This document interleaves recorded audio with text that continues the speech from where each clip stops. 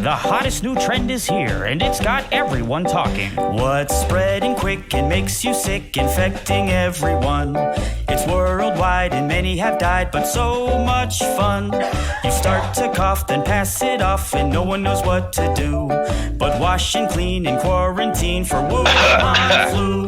Corona, corona, the virus infecting us all. Corona, corona, you cough and shake then fall. There is no cure, it's not secured, pandemic soon begins. But don't be scared, just stay prepared when panic settles in.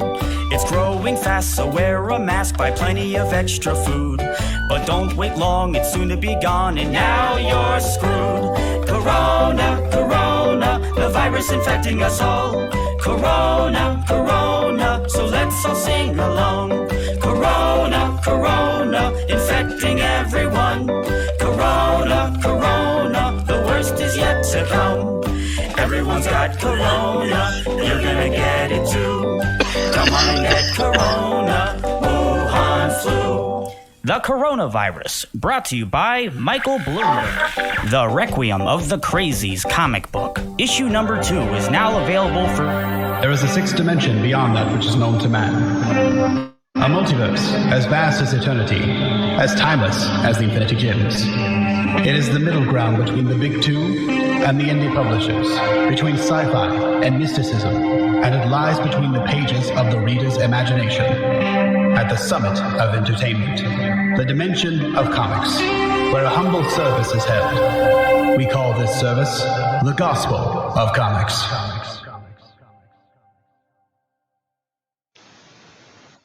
Hello, everyone, and welcome back to the Gospel of Comics. It has been a while. With me, as always, I'm fucking it up. I am your host, the Church of Failure, and with me, as always, my trusty co-host, Ayrton McCartney. How you doing tonight, buddy? Oh, pretty good. It's legitimately, I've had a cough since like last night, but so far I'm chalking it up to my humidifier not working for the past like 4 or 5 days, and it's really dry up here in Michigan. We'll see. I don't have a fever or anything yet. On a completely unrelated note, if you'd like to apply to be co-host, please just DM me on Discord or Twitter. For no reason whatsoever, I just want to get a couple of resumes in the back book. It's not that my co-host has a coof. That he's and you have to submit your stupidest joke possible. You do. If I fire you during the interview, it means you've got the job. Which I don't know if you saw this on Twitter. I retweeted this. Somebody pointed out that Finland has closed their borders, so now nobody will be able to cross the finish line. So. Jesus fucking Christ! I'm just gonna kick you out of the call. Cool? Oh, we've already got. It wasn't me. Somebody else posted it. I just thought it was funny. Oh well, we've already got somebody in the waiting room. Let's see what's going on here. Mr. Larry Bernard, aka Karasoff, how you doing today, buddy? I'm doing good. I see here you're talking about the sponsor of my friend Jim and my show, Negro Modelo. When you go to your Mexican restaurant in your community, when it's open again, just remember to tell your waitstaff, Negro, please. That's right. And how delicious Negro Modelo is going to be affecting the comics industry. I think I've got my new co-host here. Do we get out. Do we get a free plate of nachos for letting you plug that? Well, because YouTube doesn't like us referring to the other Mexican beer company, Jim and I decided to get a sponsorship with a superior beer company, delicious Negro Modelo. Dos Equis. I'm a Dos Equis guy. Yeah, exactly. We should refer to it by reference to other superior beers. But so, do you guys understand the whole deal with what the Apple and Disney rumor is? Oh, that Apple might buy Disney because of the economic shit show that's going on right now? Yes. Now, Apple can't buy Time Warner. And there's not really going to be anybody who's in a position to leverage Time Warner, but Apple could buy Disney. So let's Well, let's put on our thinking brains. What's that going to mean when Apple buys Disney? It's too early in the show We're for me all to put on my fucked. thinking brain. I haven't had enough whiskey yet. So, Apple doesn't want to deal with a lot of the core businesses that Disney has that they're not able to run effectively. You mean like comic So- books? Well, I haven't gotten there yet. You told me to put on Haven't my gotten there thinking yet. brain. You jumped a couple of steps to like the theme park division. So what'll happen is Apple will buy the stuff, and then they'll be in a position to go, "Hey, I'm gonna roll these theme park divisions out and spin them off into a separate company, boost Apple stock, and sell like Disney Entertainment Ventures as its own separate little stock brand." Or they could But the Marvel alternatively, IP, they could alternatively build up the theme park division and sell it off to Universal. no, that would likely be a whole monopoly issue. Plus, that wouldn't necessarily benefit them as much as a stock spinoff would, in selling that as a separate company. That would push up Apple share stock more. Again, there are a variety of factors that could be at play, but that's the thing. So the comic books are stupidly cheap. So have you guys looked at what it would cost to make your own Indiegogo style comic book campaign? Yeah, it's I think if even on a small like short run, if you sold less than 100 copies, it's still under $1 a book. Right. But I mean, you could put together a couple hundred comics for like 8,000-9,000 at a high art level quality. Right. Now that's just you going to random independent printing outfits. Right. Now let's say you're somebody big like a Marvel or a Disney. You can get that printed at stupidly cheap. Oh, and yeah. it's cheaper than advertising. Pennies a book. Right. So it's cheaper than advertising. But if Apple does buy Disney for the stock deal do, and they're going to keep the Marvel In IP, China. well, no, that's another thinking brain thing we'll get to here in just a second.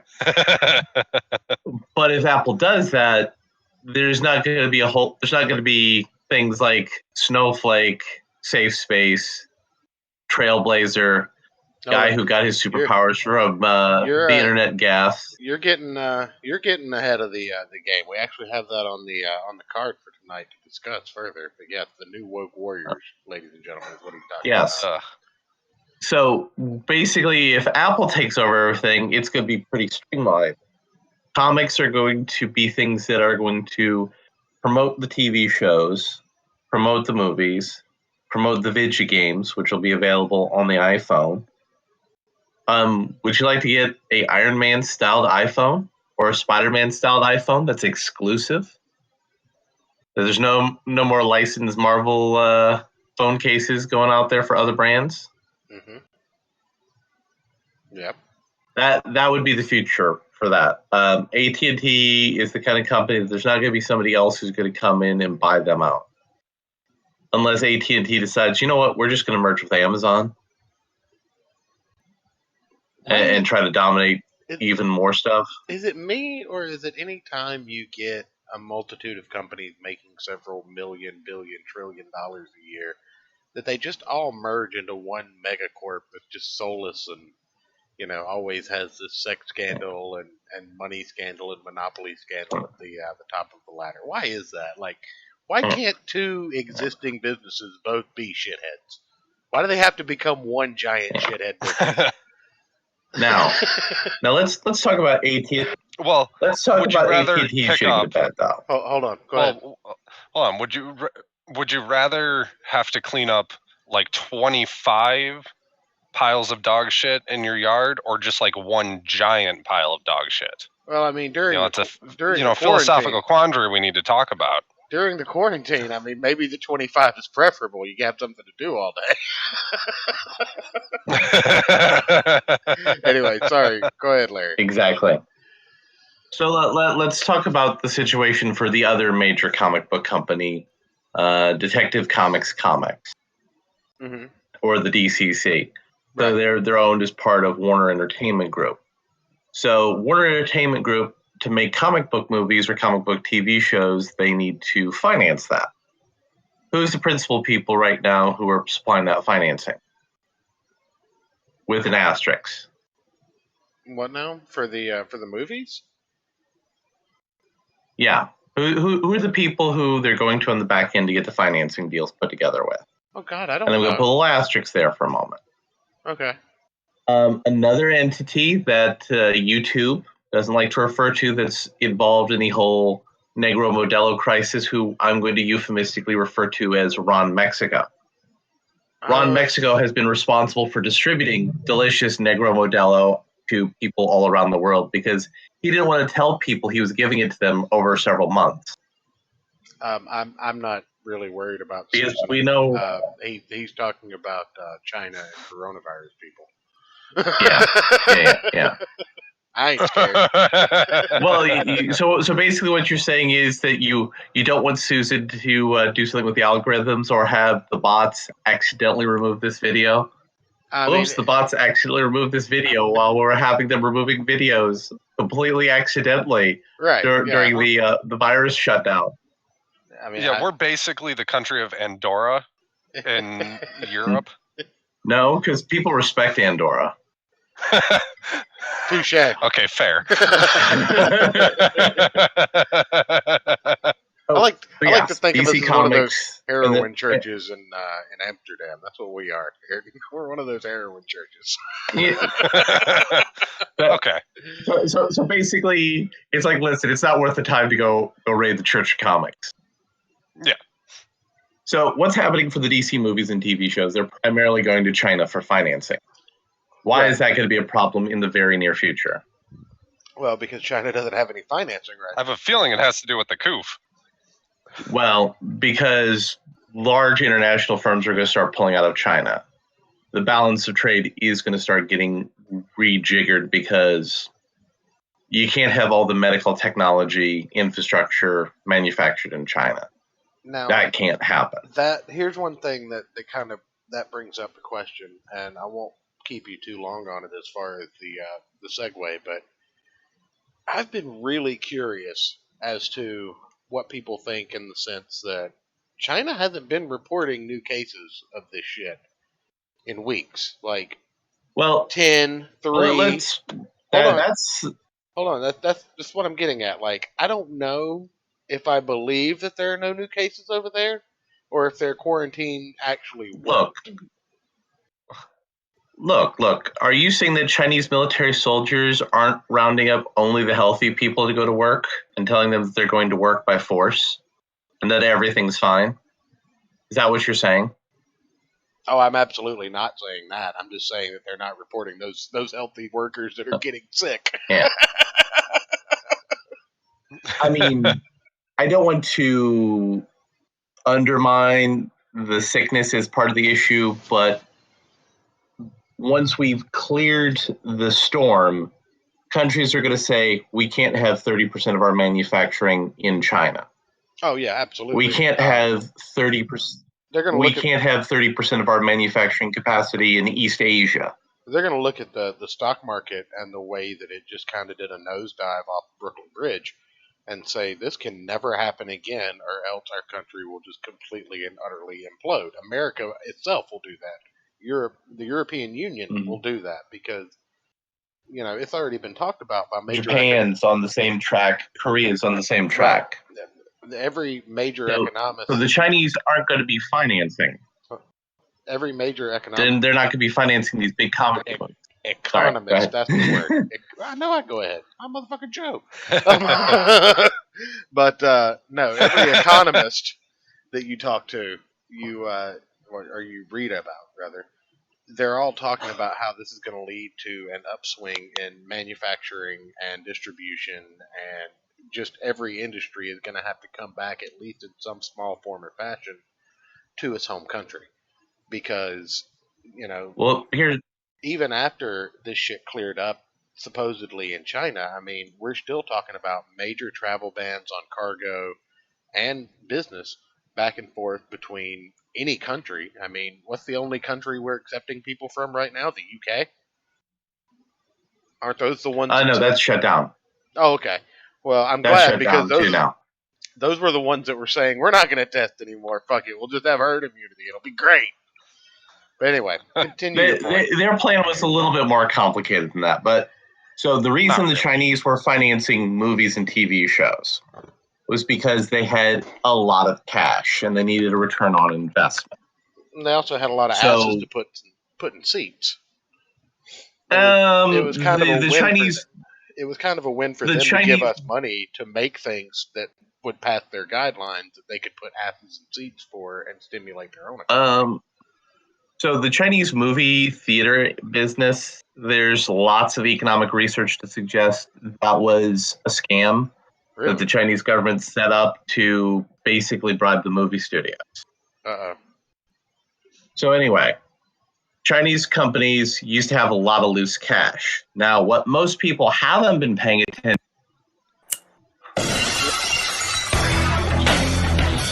God damn it.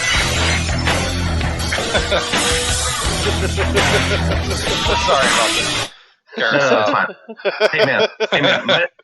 My middle name's Austin and my birthday's 3/16. So that's awesome. I know, right? That was why back in the Attitude Era. Did I bust in at an inopportune time?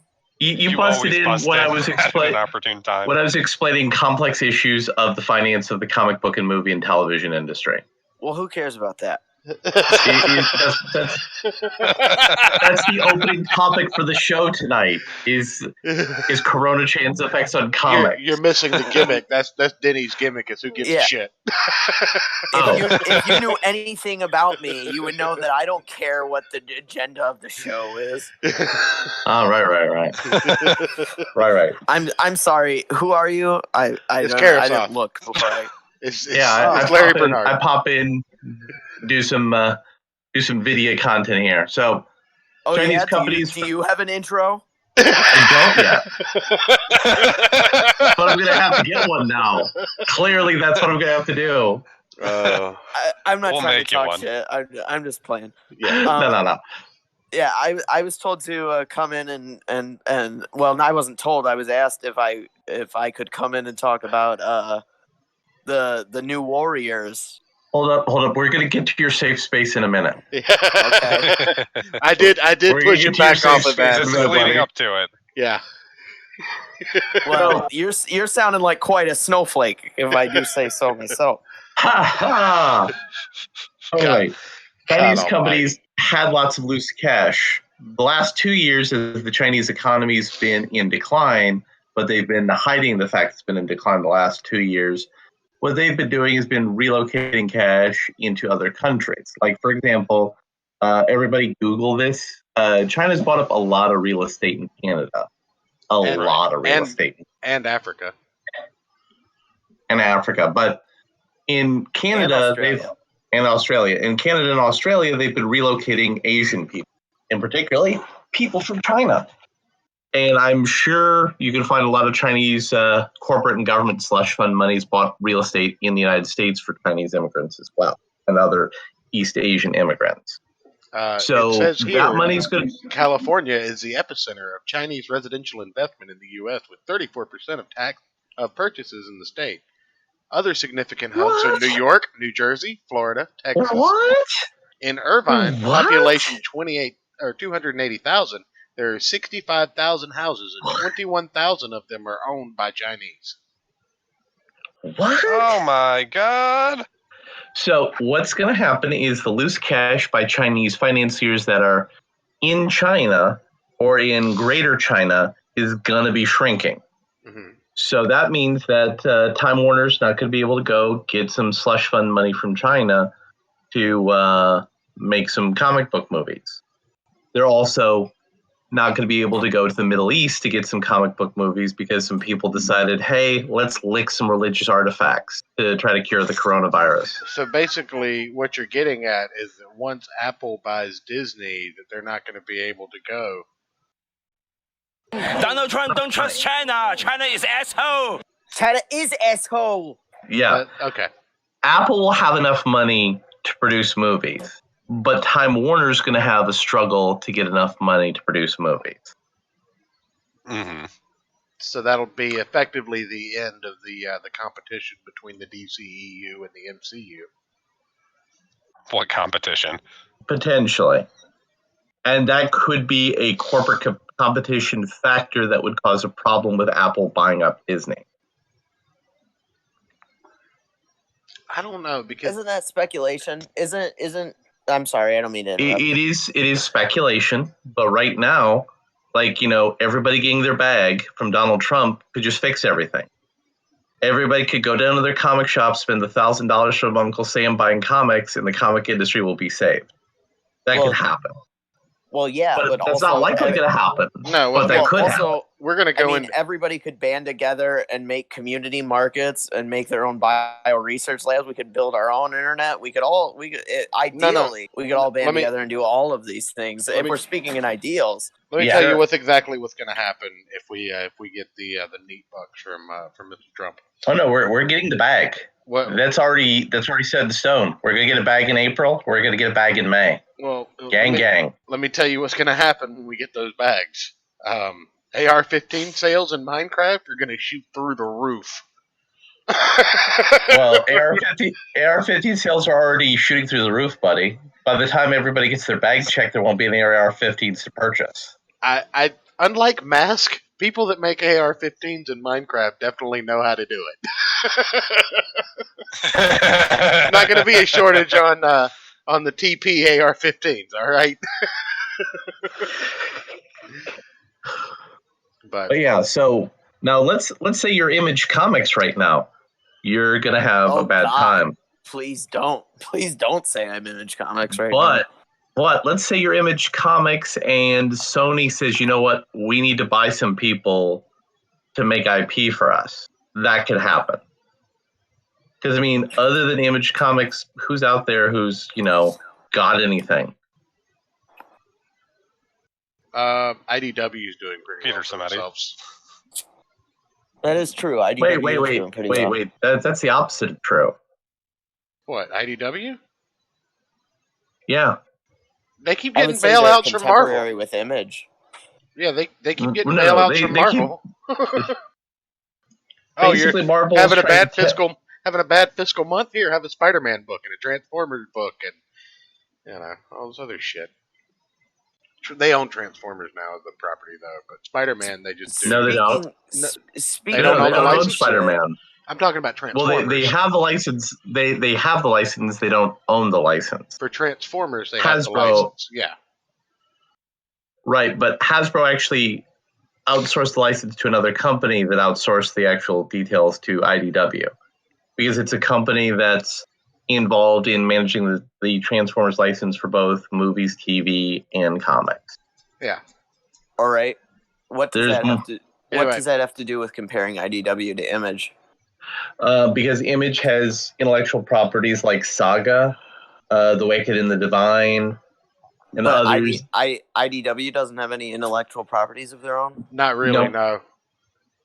No. Huh. Yeah, most of their stuff. Neither does Dynamite. It's like Dynamite. They use licenses for other people's creation. Or Boom. Yeah, I didn't think about that. But yeah, Dark Horse is probably your closest second, but they don't have near as many properties as Image Comics. But basically, their major property they have is Hellboy and the Hellboy adjacent things. Yeah. But no, anyway, what was your point though, as far as Image Comics? You're saying Image Comics is like the messiah of the comic industry right now? No, I'm saying they could get bought by a major company. And then Sony. Shit, we're talking about Marvel being bought by a major company. If Marvel we're can be talking bought by about a major company, anybody can be bought. Well, no, you were just discussing how you were just discussing. Well, yeah, you were just discussing the potential of Disney being bought by Apple, which would mean Marvel too. Right, but Marvel's not a major company anymore. They're a rounding error of a major company. Okay. But if Disney could be bought by Apple, then yeah, sure enough, Image could be bought by anybody. Okay. I think what he's saying is, what's your point? I agree with that point. I think that is what I'm saying. My statement is Image and Dark Horse could be bought by somebody and everybody else will get flushed. Alterna's business model is robust enough, they'll probably survive. And then it'll just be boutique comic publishing like everybody on Indiegogo and Kickstarter are doing. Since you said the magic word, we're gonna go ahead and shill for Peter Simeti for a minute. Go Alterna. Woo, Alterna. But right now, spring cleaning in effect, back issues up to 60% off, or no, dented up to 60% off. Back issues, I think, are like 30% off or half off, something like that. With the code spring cleaning, order from Alterna at alternaaccess.com and help one of the most distinguished and principled men in comics, Peter Simeti. And get some great books while you're at it. Alternaaccess.com. This is not paid for by Peter Simeti. Everybody go support Alterna. Alterna's great. I'm not even... I know it sounds like I'm being sarcastic, but I'm not. Alterna's actually great. Sorry, go ahead. Anyway, Image could be bought. I'm just trying to figure out where you were going with that whole spiel. Basically... If Sony can make it out as a movie company, they might buy Image to help them produce IP. Now if not Sony, maybe NBC Universal. That's an interesting concept. I must admit that is an interesting concept to think about, having an Image verse almost. And also, one thing we didn't talk about Valiant. Valiant's a very small company, and Heather Antos is completely and utterly ruining it. But well, I mean, Valiant has ruined itself. Heather Antos is just one cog in the giant ruination of Valiant. But they do have a somewhat interesting shared universe that if Bloodshot is successful, which I don't think it will be, could lead to another comic book verse into. So potentially, what you're saying is they had a shared universe. Well, potentially they had a shared universe. Even if we lost Marvel. Or if we lost Disney to Apple and the movies became backed by Apple money and DC went the wayside, there's still potentially going to be an oversaturation of comic book movies. That's what you were getting at? Universe anymore. Because Valiant sold off parts of their property to get the money secured from the Chinese to get Bloodshot made. Really? That seems stupid. Yes, it's one of many stupid decisions that were made in the production of Bloodshot. I mean, there are so many stupid decisions that were made in the production of Bloodshot. Have either of you guys seen it? Yes. Bloodshot being my favorite Valiant character, it angers me to no end. Like, Bloodshot's not even in my top 5 for Valiant characters. It's okay to be wrong. I let Ayrton come on the show. I felt bad for... He's got a point, you know. I mean, I at least understood what Bloodshot was supposed to be about. And more importantly, so, like, here's my fantasy of, like, I actually knew somebody who was involved in the production, and I had a conversation with him, and what I'm going to talk about isn't going to really violate his NDA. He said, hey, you know, Magnus Robot Hunter involves high technology, Bloodshot involves high technology, Rye involves high technology. Did anybody consider lacing all three of those things together in a Kevin Feige, Zack Snyder-y kind of way? And he said, nope, nobody involved in any of those meetings had any of those thoughts. So, before we get too far... Literally, Rye and Bloodshot that are two bookends of each other 2,000 years apart. No thoughts about doing anything like that. Right. Well, before we get too deep into that, Denny is with us, and I do want to talk about the atrocity that is the new woke. Yeah. We remembered that I was here, so it's my turn to talk now, Mr. Carrot Top. Well, fine.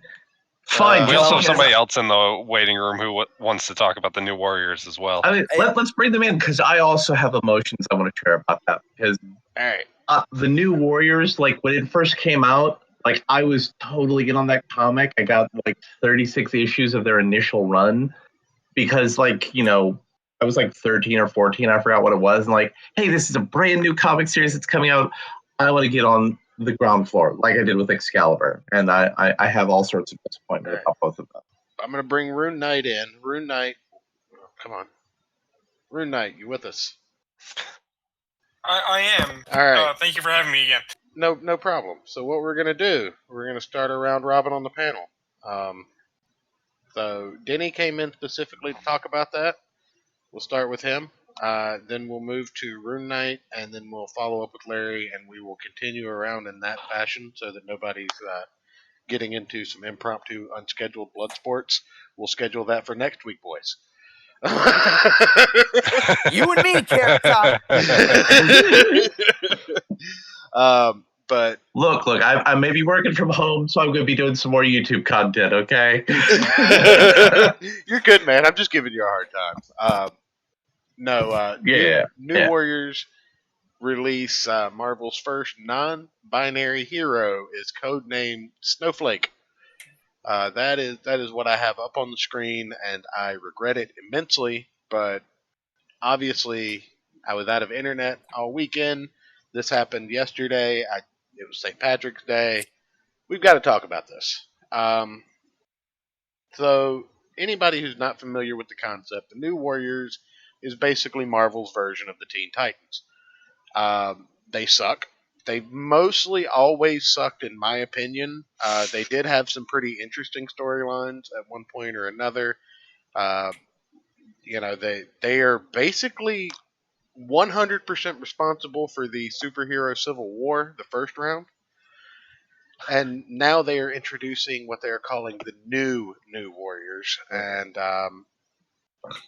parody couldn't even be this ridiculous. So we'll start with Denny. Go ahead. This is past parody. Yeah. So that's pretty much exactly what I was going to say. This is it's hard to even come up with an accurate joke about this. It's so bad. I struggle to think what's worse. Really, it's hard. It's hard to make fun of something 5G. That makes fun of itself this hard. Yeah, I tweeted earlier today that I was coming up with like fake progressive superheroes, and I honestly can't come up with anything stupider than what they've come up with. It sounds like everything I come up with sounds exactly like something that should be in the book. Like I came up with Androgenex, who would be a Zur who was experimented on by a mad scientist. I think they already had that in X-Men. Well, okay, so the mad scientist... I don't know, Chad Middleton's asking where Superman is. You're interrupting my whole spiel. Welcome to what it feels like, Sorry, Denny. Continue. Sorry, go ahead. Well, but yeah, so I just came up with all these stupid ideas like Androgenex, who's like a person that was split into a boy and a girl because the scientist was trying to prove that there's no gender binary, and he ended up making this shared personality that's two people. Or like the Otter, who would be like this short, kind of hairy but not really hairy gay guy who can swim really good, but only in freshwater because salt water would hurt his skin. It's too rough. It's too rough on his pores. You mean he can't swim in misogynist tears? Yeah. Look, we know any hairy gay guy likes it rough. The salt water's fine. I also came up with one called the Sheepdog. The Sheepdog would be a guy he can detect when women are upset, but he can't really he doesn't have any powers beyond that. So all he can really do is step in and yell at people when women are upset. But he's deadly accurate with the remote, right? Oh yeah, no, he has several remotes in his utility belt. It's kind of like a Blue Beetle situation. If Blue Beetle could detect when women were upset. All right, go ahead, Rune Knight. But the thing, but I got. Let me finish this off. Okay. But what I'm saying is all of these things are ridiculous and stupid, right? I think we could all agree that those are terrible ideas that nobody would buy. I would buy the Sheepdog. But they feel look, buddy. I hate to tell you this. Mark Wade is calling on line 2. He's willing to give you a 3-book deal from Humanoids. Well, Mark Wade can lick my butthole. This is my segment. He was already offering to do there's that a for the toilet paper 3-book shortage, so we might need to. He was offering to do that for the 3-book segment. But what I'm saying is these are all ridiculous, right? They sound stupid, but they fit right in line with this whole new Warriors thing. It sounds exactly like something DC would publish in this 5G garbage. I don't know who they're trying to sell to. I don't know who their market is. I've talked to hardcore comic stands that love the industry, love Marvel right now. Oh, I love it. I buy everything they do. And I sent them this. And I said, well, this is something that they're actually trying to charge people money for. Even they couldn't defend it. Even they were like, well, what is this garbage? I just don't understand. I don't understand what this designs is. look so bad. No, it's awful. They're terrible. We'll get to that, but just to address Ayrton, the boy is wearing pink and the girl is wearing blue. They're non-binary, Ayrton. Or sorry, Denny. But yeah, I know. I think we're all aware that they're non-binary. I mean, really, all of them are non-binary. I think is a real takeaway from their character designs. Well, I think Screen Time is just autistic. He could be asexual. How can you not like Green Cyclops? How can you not like Google Man? Everybody loves Google Man. I've got to get in real quick and interject though. I'll tell you exactly who they're selling to. Dan. I'm done. They're selling the Diamond. They're selling the Diamond distribution because they don't give a fuck. I've covered this in multiple episodes before, but Diamond has made it to the point where these companies don't have to be held accountable for the shit like this that they put out. Look at this. Look at Goth Morbius. They literally stole the power set, put it on what I assume is a female, and allowed them to continue aging, gave them the name B negative. This is literally Fallout Boy and a fucking comic book character. Oh, actually, you just brought up another quick point I wanted to make. So B negative is a retarded name for a retarded hero, the gay vampire. You know what's a much better name? You know what's a much better name for a gay teenage vampire? What's that? Edward Cullen? Well, Edward Cullen, yeah, but Bloodlust. Yeah. Doesn't that sound like a better name? It's sexual, but it's about blood. It would look really cool on the cover of a comic book in foil. Here's the thing, though, because this is the character I came in to talk about tonight. Well, that's what I was doing. This isn't even original. I was segueing just for you, my friend. I appreciate it, but this isn't even original. Are you ready for a trip? Absolutely. So I found out about this stuff this morning. I was at work and my mom was asleep, so I'm watching YouTube, and I saw this over at Red Gaze because he did a video, and I'm like, what is this stupid? And yeah, I saw Snowflake, I saw Safe Space. I thought, oh, that's dumb, right? But I knew people were going to get focused on that and be so busy being upset about that they would miss this. I have a friend. She is a young woman who has terrible taste. She likes She-Ra on Netflix. Okay. I'm so sorry for your friend. She made me watch it with her. I'm so sorry for you. But the thing is, I'm a bro. I can sit through things I don't like for friends. Yes. Simp. Did you at least get out of it? Don't mind Denny. I'm just cool like that.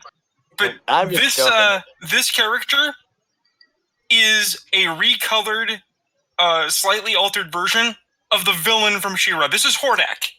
Oh? Go find art from the Netflix She-Ra. I had a pic. I could hand it to you, but it's the same character.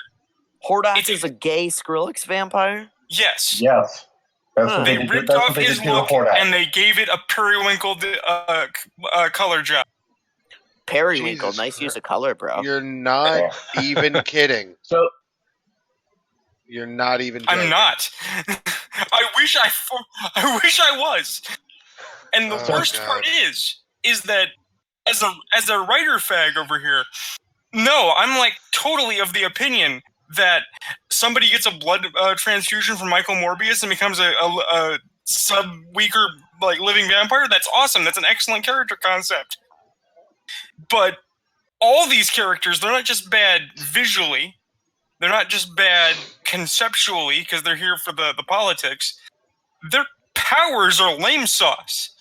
The guy who wrote this, who I saw the little blurb, the guy needs to go back to whatever high school he's teaching. Creative writing at? As a substitute. Yeah, as a substitute teacher, he needs to go back there and not leave. He's not working as a high school substitute teacher. They wouldn't subject children to that.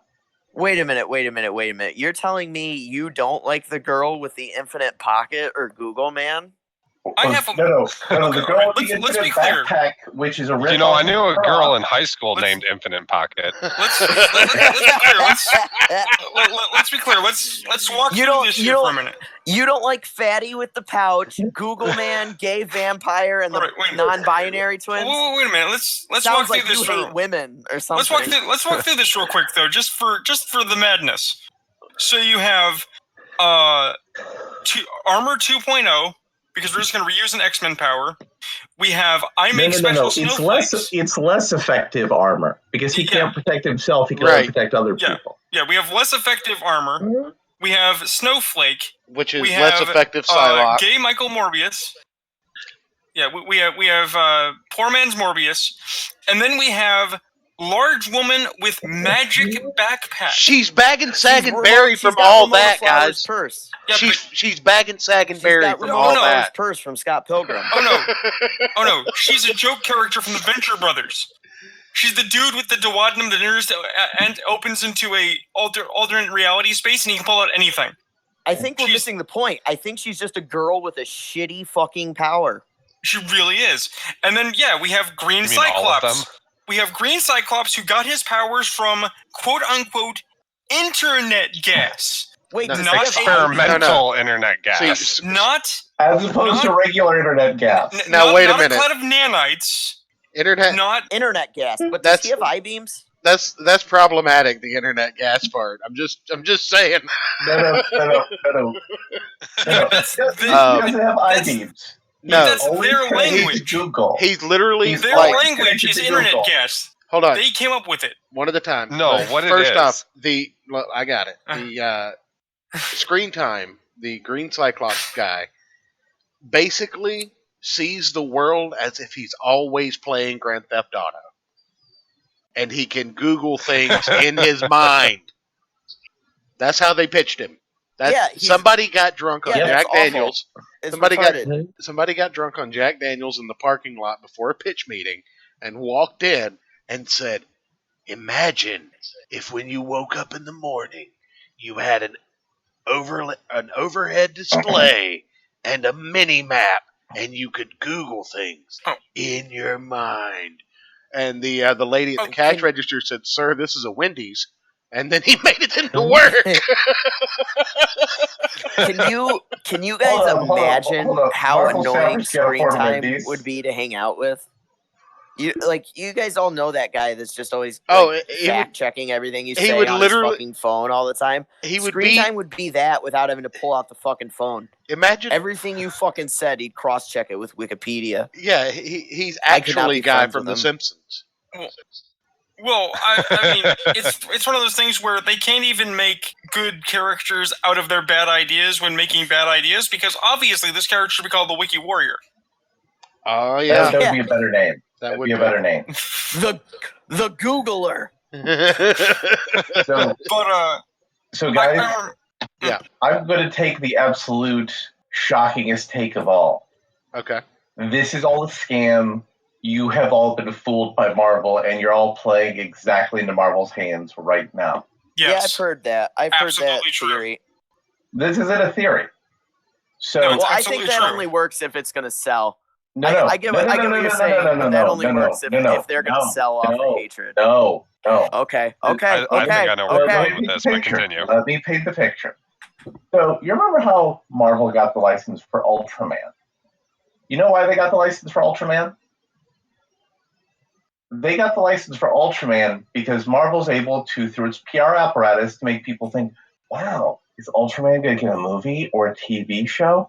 Maybe they're going to negotiate a deal with Disney and Disney Plus. And that creates a lot of buzz in the marketplace. That creates a lot of stock buzz for Disney, creates stock buzz for the company back in Japan. and makes it easier for the people managing the IP for Ultraman to go out there and try to flip the IP. So, you know how Marvel does that?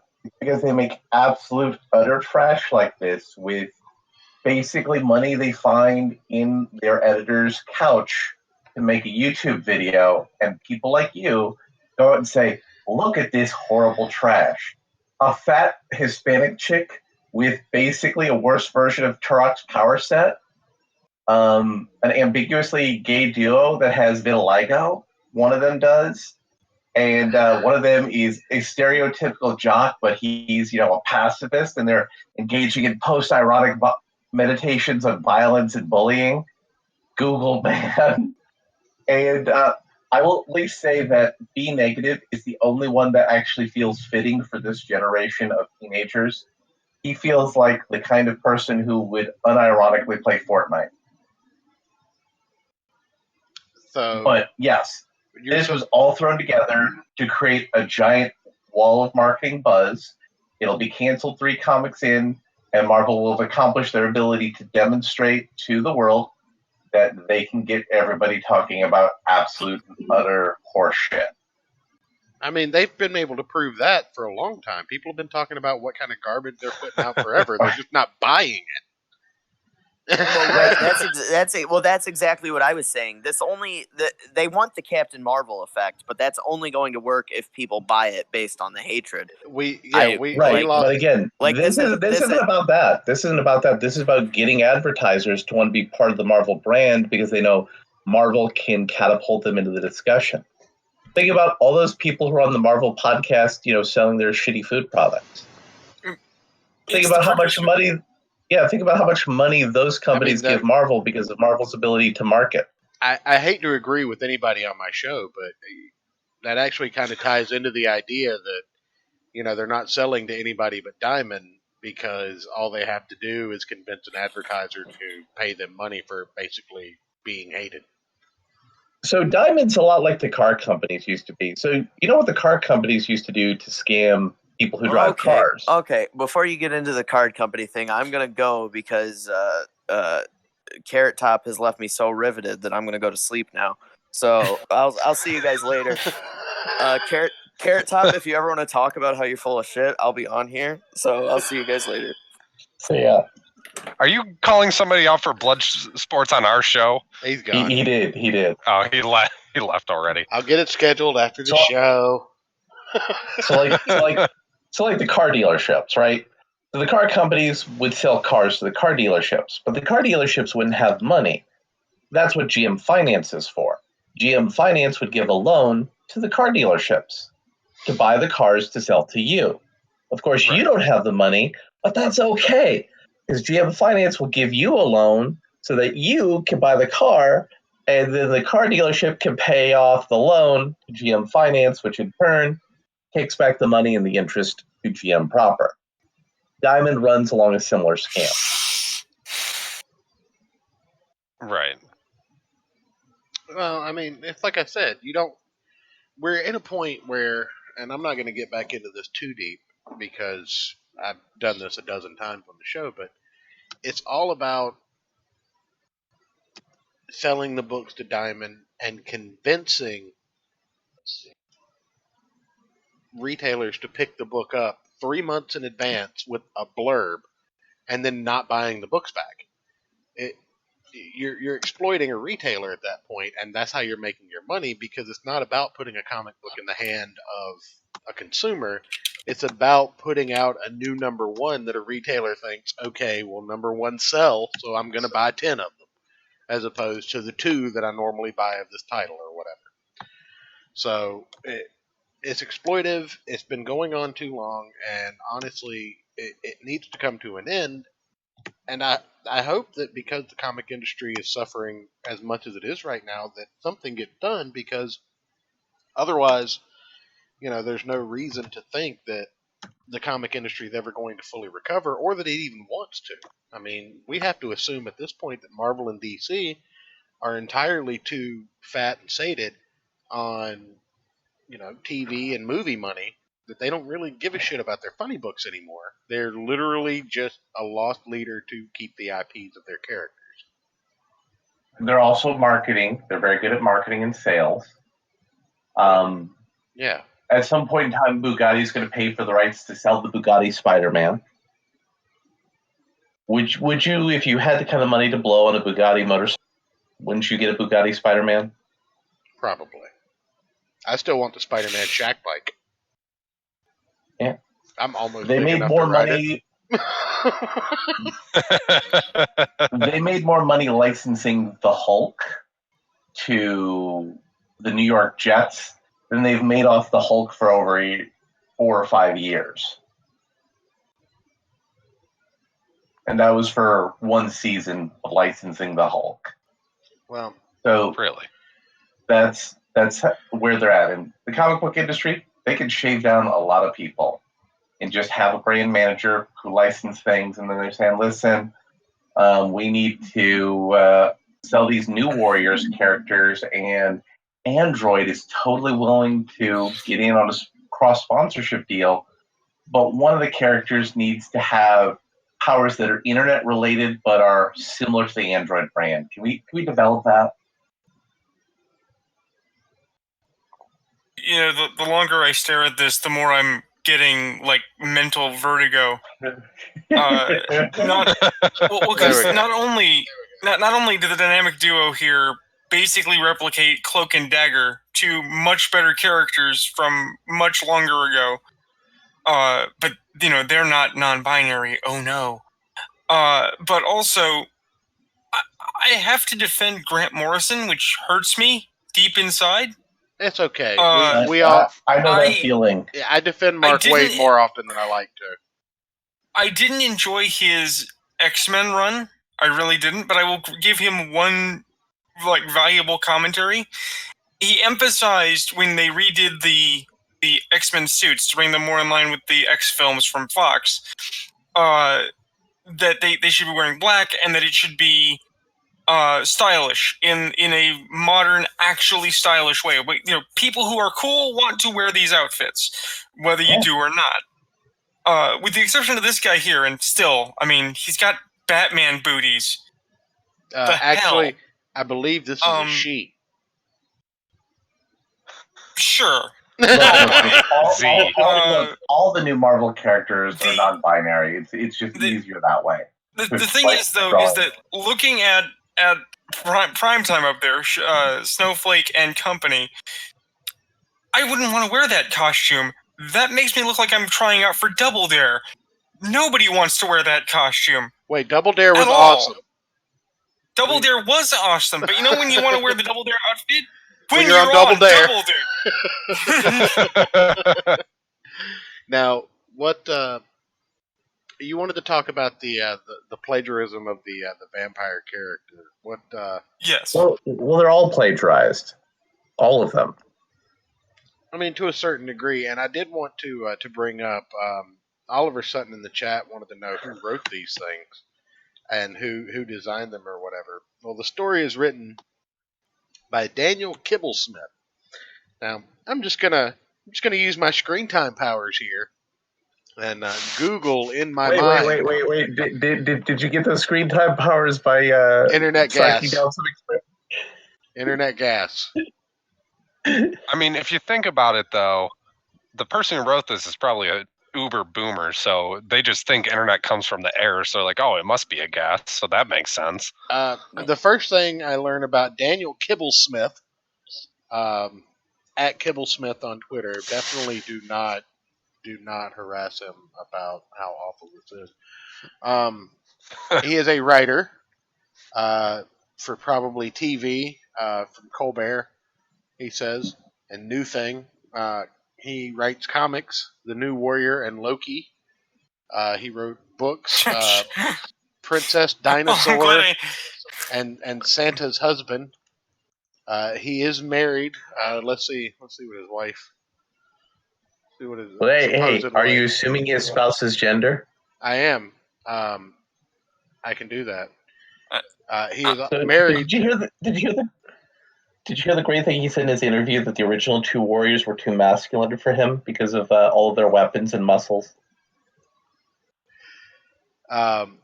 Anyway, his wife and he both have blue check marks over on the Twitter and an inordinate amount of followers for the amount of interaction they garner from their post. Well, what's his wife a blue check mark for? She's also an author. For being his wife? Apparently, if you're an author and you have a website with your name on it, you get to get a blue check mark just without punching it. I can think of several authors who are on Twitter who don't have a blue check mark. They should all complain. They should all get websites with their names on them. I also understand that there's a BuzzFeed connection somewhere. I just wasn't able to see that from the Twitter. Of course there is. Of course there is. But it's all about garbage by the marketing. way, Church, yeah, I found this Illustrator's Tumblr account. Oh, I posted in the in the show suggestions. Oh God, can I pull it up? What? What they got? What they got? Yeah, I from Tumblr. I'm shocked. I looked, and I'm gonna. I cleared it. There's nothing. Okay. Like there's no like diaper furs or anything like that on there. I looked, and I'm gonna give the unpopular opinion that he's not actually a bad artist. No. Really? Like really? The thing is that these new warrior character designs, these have to be first draft. Like these have to be the first thing he came up with, and they just signed off on them and sent them through. But I mean, keep scrolling through though. Like all of his art has that same style. Like Well, it's not. does. It's That's not like fine. bad, but it's not not refined. Here's the thing: it's not bad that he has a Tumblr-esque style, which is exactly what this is. But I mean, let's be fair. He drew a woman here that actually has a bust and hips. What? That's Where are her problematic. organs? Yeah, but you know, it's just it's not top tier, obviously. But for an intro book, No. for a number one issue with a new team, he's fine. He's not Frank Miller. Yeah. You know, he's not Ethan Van Sciver. He's not Doug TeNapel. He's not anybody that has a notoriety to their style. I've seen this style 1,000 different times. It looks better than John Romita Jr. with his "Please Kill Me" style that he's drawing things with now. Well, that's my observation. Is that I wouldn't put him on an action book, and New Warriors should be an action book. Right. It's not dynamic enough. Right. But that's look problematic. at his that rendition comic of books should Thor be towards the action bottom. books. Well, because I mean, conversation came up earlier, we asserted that the Warriors always kind of sucked, and it's true, they always did, but they weren't offensively bad. They were just like the B team in the back of Venom comics I used to read. Yeah. Yeah, and again, they were responsible for some interesting storylines. You know, I didn't like the whole Namorita thing, like female Namor, woo. But I mean, She's been around since the 70s. Right, but the thing is, I didn't like the fact that they just copied her. But again, like you said, she's a legacy character who's been around for 40 years. And then they also put her in a position to actually build on Namor's character dynamic as opposed to just be a better female clone of Namor. What? You're saying that comic book writers used to give a shit? They and did. actually put in an effort? They did. What? Strangest thing. But yeah, we've got his Thor pulled up here. I have no problem with this Thor. It looks good. You know, it's not a cover, I don't think. But again, I couldn't draw it. You know, I mean, what am I? I mean, look. There are people suffering in certain parts of the country who can't get toilet paper. I mean, that could be toilet paper. Anything could be toilet paper if you're brave enough. Quite frankly, with some of these comics, I just am reminded of that line from The Simpsons where they make their own Radioactive Man knockoff comics, and Nelson starts trying to beat them with them, and is like, "This doesn't even smack good." Yeah. I actually do not know if this could function as toilet paper. Yeah, like this is a comic that I would market for 8 to 12-year-olds because it's a little immature for 13-year-olds. Right, and building material maybe. To be now, let me be devil's advocate here. I've always been a big proponent that we need to recapture that market, which is why I said it's fine. We need to recapture that 8 to 12-year-old market, that, you know, 4 to 6 year old market. There needs to be, Tiny Avengers comic coming out year round if you want little kids as little as 3 and 4 years old to have Captain America birthday parties. You want these characters to be if you want them to be successful, they need to be part of a child's life from the earliest moment possible. There need to be cartoon shows on Saturday morning, YouTube channels dedicated to putting out shorts and advertising comic books and TV properties and everything else to susceptible children. It's not brain surgery, but the thing is, go ahead. I was saying, the thing is, at least where I think that the misfire is, because there are lots of people trying to recapture nostalgia, is they can't seem to differentiate between a retro story, a story that is just simple and fun and good and makes you feel good, right? Yeah. And insulting fiction, like the Star Trek Lower Decks animation is supposed to be funny, but it's not. It's just obnoxious and is not aiming for the people it's supposedly aiming for. Hold up. He turns himself into a pickle and then calls himself Pickle Rick. Isn't that the funniest thing ever? It is. I hate to cut this short. I appreciate you guys having me on. It was real nice, but I'm being summoned by real life. Good. So I must go. Hey, thanks for coming on, man. Thanks for coming on, buddy. War guys? Huh? What was that? I was hailing Sparta. Oh, hail. We're the Church of Koofing now, so, But anyway. So, I did have some other topics before we turned into whatever that was. We were making fun. Look, we were all in our safe space, okay? Look, except safe space. He can't come in. That's right, because his power is he set it up for everybody else. That's what makes him a hero. Oh, Jesus Christ. It's not even funny. It's so bad. Well, I did have some other topics to bring up. You're more than welcome to hang out for them. Okay. Basically, I wanted to talk about how our friend Corona-chan is... No. Gonna kill us all.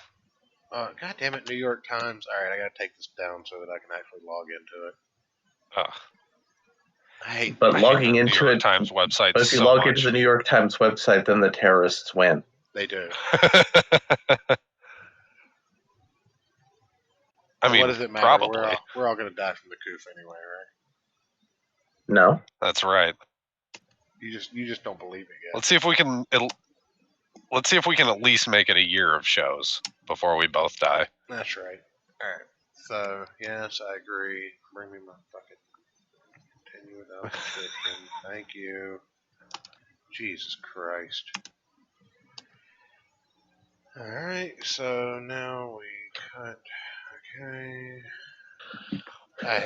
I'm so excited, guys. I'm so glad I was able to do this. There we go. I know, it's amazing how much the New York Times wants you to read their articles. So, comic book tutorials for those staying at home during coronavirus. You mean the Gail Simone Comic Book School? Some creators are giving online classes or hosting drawing challenges. And then there's a photo that someone drew of Batman coughing into his cape. Aw. I've actually been auditing the Gail Simone Comic Book School. Oh yeah? I haven't had the actual time to go ahead and do any of her assignments. The assignments aren't terrible. I've helped give some editorial feedback to a couple of people on there. One of my most common suggestions was when they were told you have to pick between logline A and logline B. I said, why not both for a couple of people? Yeah. She's trying to set everybody up to write a 22-page comic book story. It's working out pretty well. At what point does she take that comic book story and publish it as her own?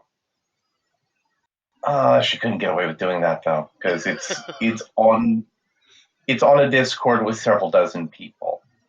There's no Wait a way minute. she This can. professional business or this professional idea it's run through a Discord server.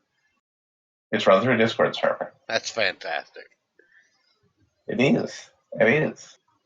And they are saying, be careful, everybody. Comicsgate people know about this, so get your block bots ready. That's right. That's right. Now, I'm pretty sure there may be some sock puppety types from War Campaign in there who might not have been responding.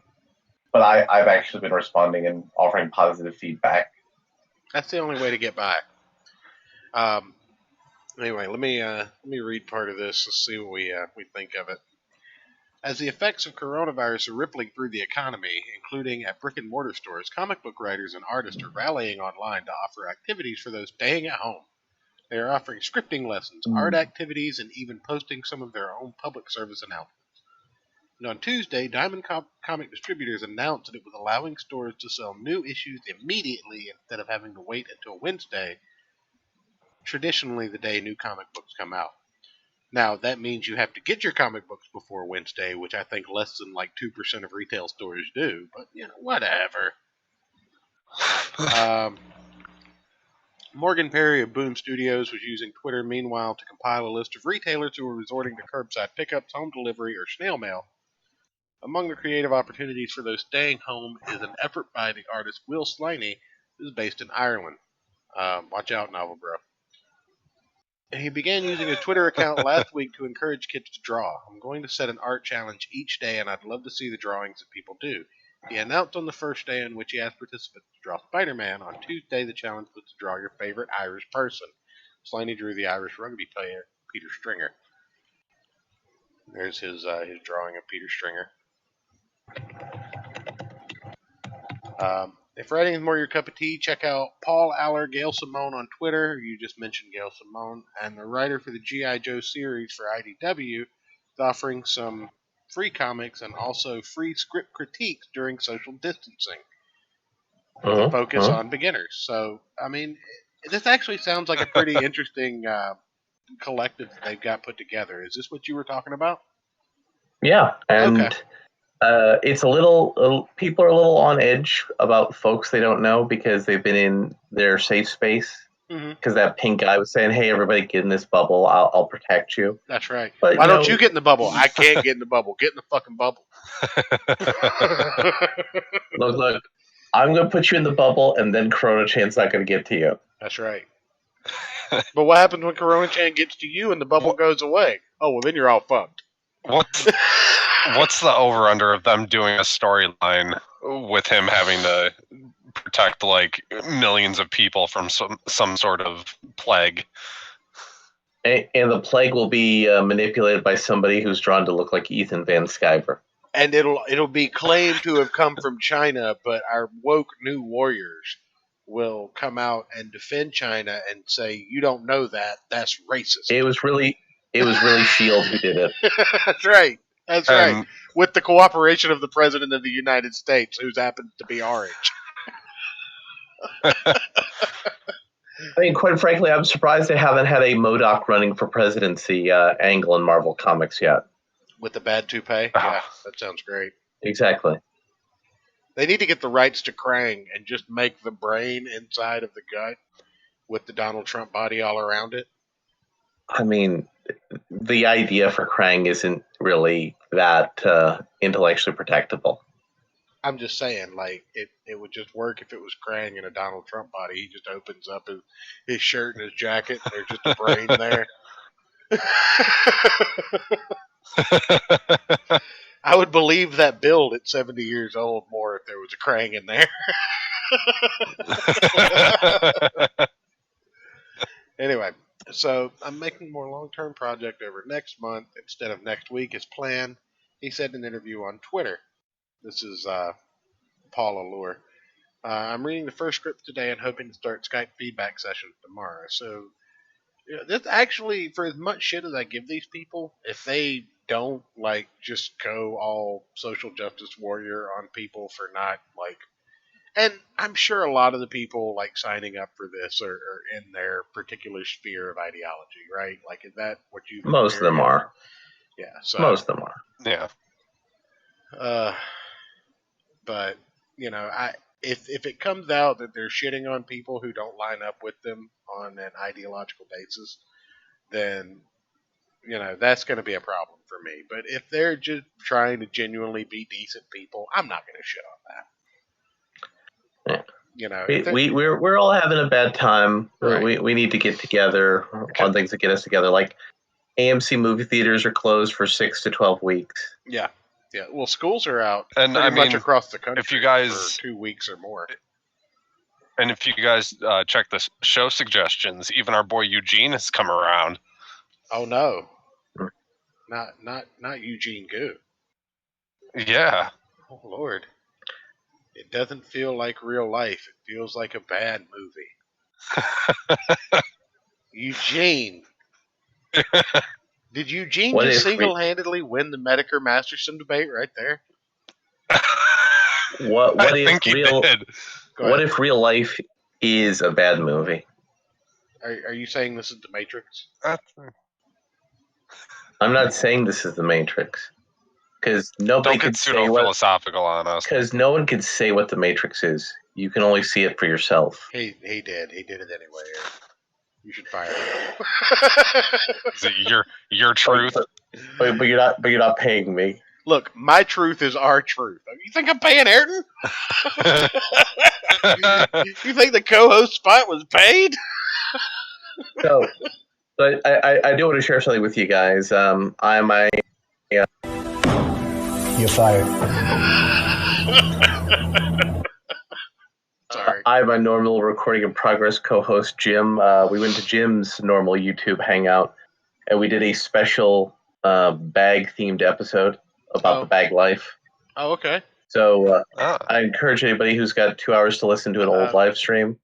I put the link in the live show chat thing. Okay, yeah, I'll put it in the YouTube chat for everybody as well. Yeah, so that way you guys can take some time. It's clocks in at 1 hour, 58 minutes, and 55 seconds. And we discussed the bag life. What was the timestamp? The total run is 1 minute 58:55. Now there is like a 4 minute and 34 second ish startup pre-stream thingamadoodle. Is that a game shelf that's empty? On the screen. But no, it's not a game shelf. Go ahead. But yeah, just like take a moment and watch that, and I'll put it on the because I'm trying to encourage everybody to think about what's going to be happening and how the world's going to be changing here, because the world is going to be changing. Like if people stay home from work 2 months, 3 months, 4 months, how many people are going to want to go home? More importantly, how many companies, if they could pull off 2 or 3 or 4 months of their employees working from home, how many of them are going to say, this whole office building's a giant waste of money? Yeah. How many people are going to say, look, if a major crisis happens, can we afford to be a 2-income household and be dependent on 2 incomes if our kids have to stay home from school all day? Well, not even that. I like to think of it in the larger terms, and in the sense that Nick Rekieta and Dick Masterson this week are going up against people who are saying we need more federal control over the coronavirus scare. It's a really dicey subject for me because on one hand I agree with Nick Rekieta and Dick Masterson, and I say, look, we need to not encroach people's personal freedom. But on the other hand, if China is seriously not getting new cases right now, it's because they enacted a quarantine. And that quarantine, I know. But what I'm saying is, if giving them the benefit of the doubt, which is what I'm saying, the only reason they're not getting new cases is because when they enacted a basically nationwide quarantine.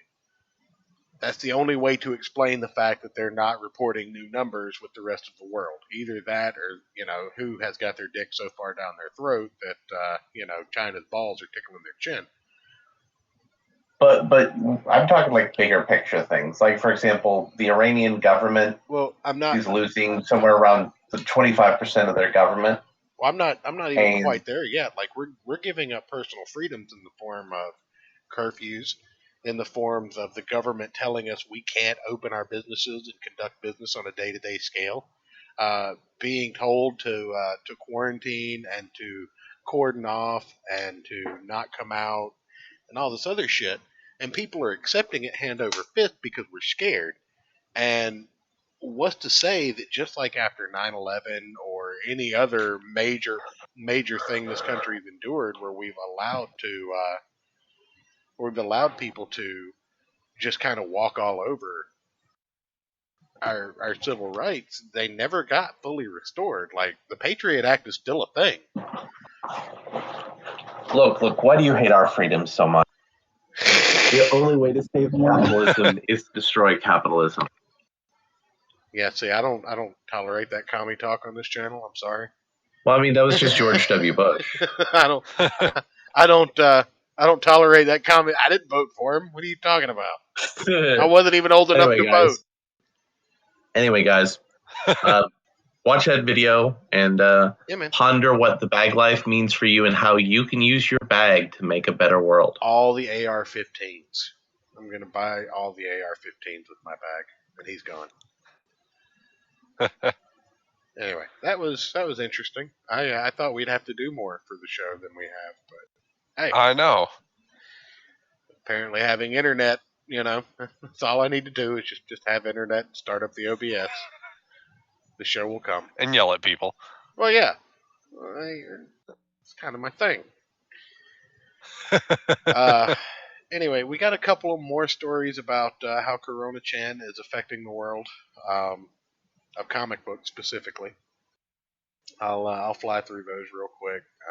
We'll talk about St. Pat's and we'll get the fuck out of here. So, man, St. Patrick's Day, that was weird. Anyways, you want to do that? You want to do that first? Talk about St. Patrick's Day. Yeah, why the hell not? Yeah. So I didn't drink any Irish whiskey on St. Patrick's Day. I drank Japanese whiskey, but I didn't drink any Irish whiskey because my local bar had already shut down, and it was a damn shame because that's the place that I've eaten Irish stew at every St. Patrick's Day for the last 6 years. Yeah, luckily for me, a restaurant in the next plaza over to my work, they were doing carry-out meals. Yeah. Like corned beef and cabbage, stew and stuff. So that was nice. I still got to do that. And as everybody who's listened to the show for at least one other episode knows, I always have Guinness in the house. Yeah. Yeah. Well, I had polished off my Jameson Caskmate Stout Edition. I had polished that off a day or two earlier. I was getting into the spirit of being Irish a little early, pre-gaming, if you will. Imagine my shock. Well, I didn't have internet.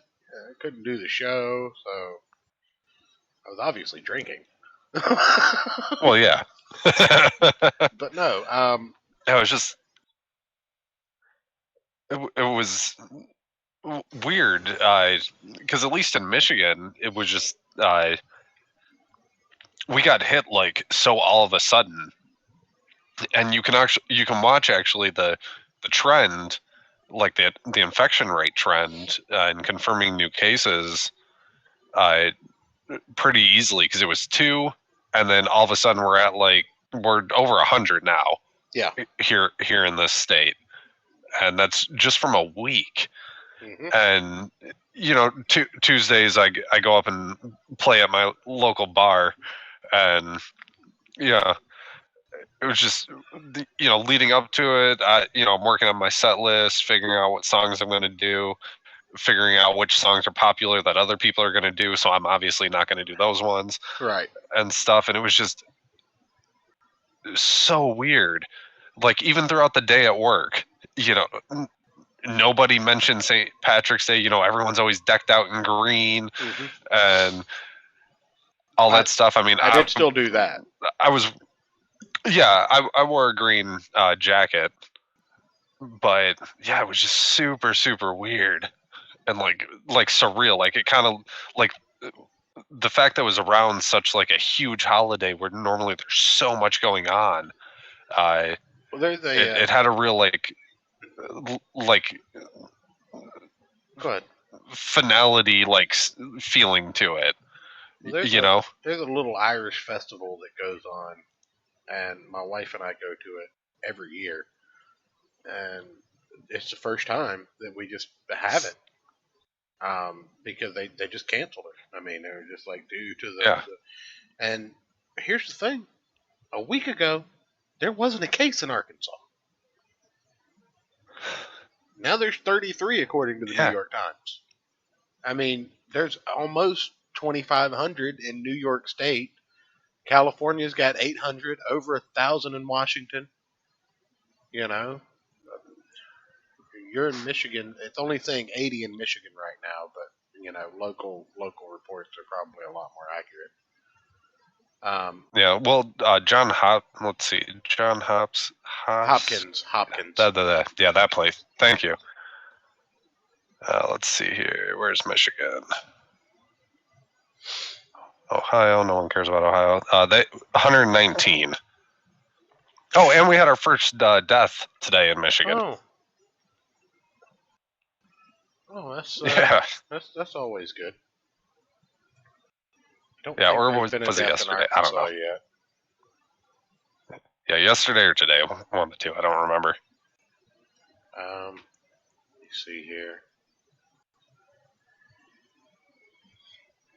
That's lovely. 9,345 cases in the U.S. I just want to point out that number has doubled since in 48 hours. It was 4,500 right Tuesday morning. Yeah, if you were to look at like a plotted graph, we're trending actually faster than Italy. Yeah. Not necessarily the same amount of cases, just because we're a bigger country and more spread out. But the United States is trending at about the same rate, if not faster than Italy, which is insane, especially with how many people we have in this country. There's no deaths in Arkansas yet, but it's a problem. But and it brings up a finer point that I was talking with the owner of my company and stuff, and it's pretty well known for people that have known me for a while. I'm a bit like outdoorsy, bit of a survivalist, and a prepper, not to like the crazy extreme.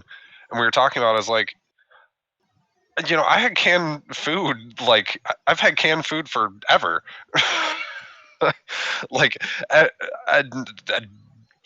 5-gallon jug of water sitting off to the side just in case. Like I always have extra supplies, no matter what. And everybody always makes fun of, the prepper survivalist person, like that meme. Yeah. Until shit starts to happen. Then they all and you all them. are freaking out. Mm-hmm. Yeah, and I'm just casually strolling through the grocery store, just grabbing my normal shit and a few extra things because I needed them, and because I was there, and everyone, filling up carts and shit. It's like, come on now. Mm-hmm. Like, is it really that hard? Well, to even if you're living paycheck to paycheck, because I've been there. Luckily, at this point in my life, I'm not as much, but even back when I could, instead of buying a bag of Doritos that week, I would take that money and buy a few cans of soup or ravioli or whatever to, have in case of an emergency. Yeah. And not necessarily this kind of emergency, like, what if I lost my job and needed something to eat for a couple of weeks while I found another one. Exactly. It's prepping isn't just about like the world ending. It's about things that could naturally happen. Most people don't take it to the extreme that I do and have respirators and masks and gloves and fucking, a box of tampons Right. to plug bullet wounds and an extra 1,000 rounds Yeah. for each gun I own. They don't go that far. That's about what I have ammo wise. I said an extra 1,000. It's just, what's your base? Fair. Let's see the Flint and Striker, the tactical flashlight. Yeah, the basic stuff that every household should have. Couple of Bic lighters still in the packaging. Batteries you replace every 6 months. It's just wind up radio, wind up flashlight, rope. Always need rope. Yeah, and I get exactly always rope, and I understand the argument of people are down on their luck and need extra help. Yeah, all that same bullshit you hear, but even then, you can still prepare for any sort of disaster. Like I said, don't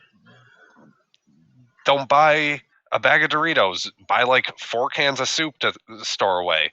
It's not hard to do, people, and it's really really difficult for me to have sympathy for all of these people that have never prepared for any sort of disaster whatsoever. And it's been driving me crazy because that's, to be fair, a bunch of stuff I've been hearing lately. To be fair though, and this is again, I like to fall into the role of devil's advocate. In the U.S., when it comes to disasters and natural events and shit like that, we have been extremely lucky in the sense that any emergency we have has been on like a weather level, right? An extended power outage, something like that. There's never been a sense of, oh God, the economy's shutting down. Like even during the Great Depression, it wasn't this terrifying because there wasn't a fucking plague, a plague-like disease swarming around. Well, I guess they did just get through with the Spanish flu when the Great Depression rolled around. So, similar situation. Right, but back then it was a different, you had more farming and hunting and fishing and stuff like that. The food part wasn't as big of an issue back then as it is today. Oh, we have another guest. But yeah, it's Mr. Oh, look at that, Mr. Einbrecht. How you doing? What's buddy? up? Oh, lordy. What, did you not expect me to see you in there? Those are your thoughts? Great call. No, best call of the night. Good Lord. Best guest of the evening. Let's just end it on a good note. What's up, buddy? Good night, everybody. It's nuts. We've been paying a lot. My mom and I have been paying a lot of attention to the coronavirus and how it's affecting.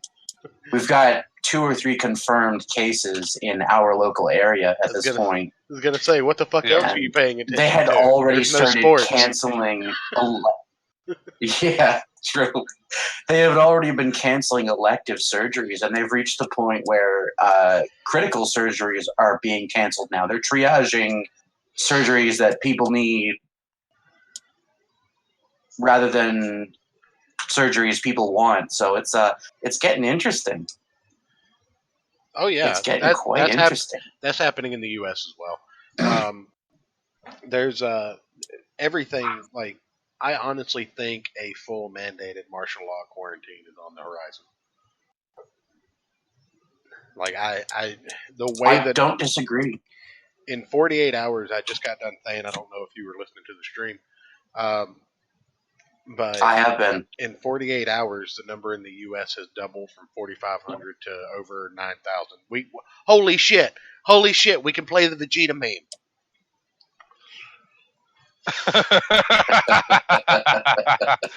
Do we have that on the soundboard? We will after this episode, but I have it right here. So I'm just gonna run it through the bot. Here we go. Oh, okay.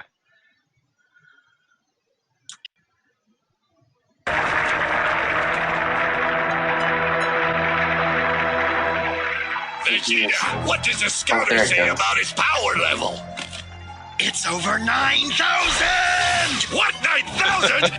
There's no way that can be right! Corona-chan, it's over 9,000! Some meme magic right there. Oh, man. I'm surprised I didn't think of it the first time. No, I'm not. I'm three glasses, not bottles. 3 glasses of Suntory Hibiki. 3 bottles, nigga. You dead tomorrow.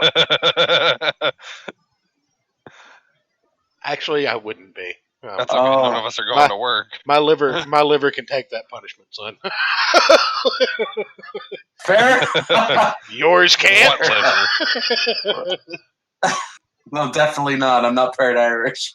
Well, Irish, Scottish, and German, son. Oh God, yeah. Your liver can handle a lot then. Yeah, with a little bit of Native American. The only way you could have better liver is if you had some Russian in there as well. No Russian, but I do have Native American, so I can smoke like a fish smoke like a freight train and drink like a fish. Nice. I kind of like smoke like a fish and drink like a freight train better. I do too. But anyway, let me stop embarrassing myself and give the floor back to Einbrecht. But no, I saw you were talking about your mom's surgery got postponed. I'm sorry to hear that, buddy. She'll live.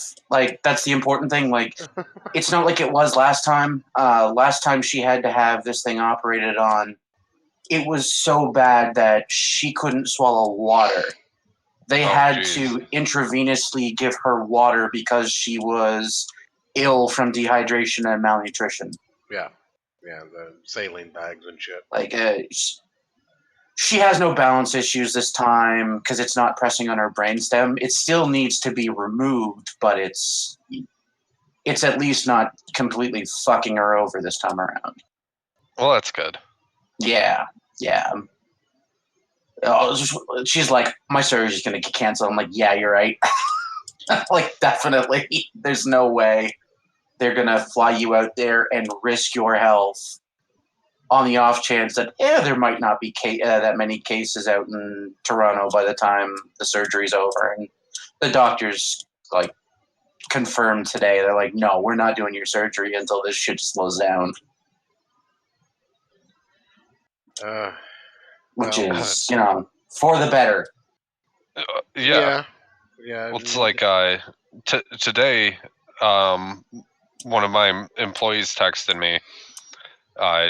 He didn't work today, and was like, "Hey, my family's self-quarantining, and they're saying that if I'm still going back and forth to work, that they're gonna have to kick me out because his dad has whatever stage lung cancer, and he's super high risk." I was like, dude, don't worry about it. We'll get it covered. Yeah. Or do what you have to do. Yeah. Like, I get it. Well, and then that's the scary thing. It's the same with my mom. She's a severe asthmatic. Like, she simple scents will make her cough so hard, like she vomits. Ooh. So she's like, I'm not going out anymore. Well, the dynamic there, though, is that there are also these companies who are so fucking hard up right now that they're basically saying we won't close down until we absolutely have to. And that's almost worse to an extent because, what are you supposed to do if you're living paycheck to paycheck? Like, I know Larry was talking about the neat bucks that we're supposed to be getting. I'm not 100% convinced we're going to get neat bucks. But, if we do, it's almost guaranteed that it's going to be a nationwide mandated quarantine. That's kind of what they're setting up for to soften the blow. Like, look, the only people that'll be allowed out will be like delivery services just to minimize exposure, basically. Well, that, and you'll have a designated time when you can go out and get groceries or something like that. For sure. I mean, the pizza places around here, I know because there's one right next door to my work, are doing basically for delivery, you have to pay with a credit card, authorize the tip ahead of time, and the driver just walks up, sets the pizza on your porch, knocks on the door, and walks away. That's it. Like, DoorDash literally no contact. DoorDash, Grubhub, and all those other services are doing the same thing. Yeah. Well, I don't imagine it'll be long before they're doing the same thing here in my area. We live in a community of less than 6,000 people. Well, yeah, but it only takes one.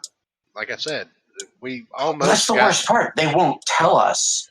They've separated our communities into zones. Yeah. And, like, the zones contain the majority of the population, so we have no idea where the cases actually are. That's what they're doing here in Michigan. All they're doing, they're starting to give us more information now, because I think people were starting to get annoyed. But all they were doing was just this county has this many cases. That's all you knew. They're not even doing that for us. They're not telling us counties. They're going Zone 3, which is like my community and 2 other small towns, has 1 case. And it's like, great. So it could be anywhere from my community to the community over or the community over. Like, jeez. They're even more vague because, can't. Like, it's not going to stir panic giving people factual information. That's not how panic works. Right. Well, let me to step back into the role of devil's advocate here. It's kind of like the meme that we've all seen at this point. So there's a disease that's going around that's highly communicable. You might want to get some extra food and not go out as much. Buy all the toilet paper then. No, don't buy all the toilet paper. You guys have seen that toilet paper meme Matt posted the other day, right? Which one? Yeah. The TP Fort mark safe from coronavirus. Right, yeah. But at the same time, people panic. People panic when they get information and they see other people panicking. I was talking to a coworker yesterday. She went out to the grocery store for just, I think, 2 things she said she was there for. She was there for, like, breadcrumbs she needed for a recipe and laundry detergent. And she saw people panicking and ripping shit off the shelves and ended up spending over $100 on shit she didn't actually need. I mean, it's probably not bad that she spent a little bit of extra money and got some extra stuff, but she bought shit she didn't even need because there was a panic around her. Some people just, I guess that's just my personal bias because I don't panic in a panic situation.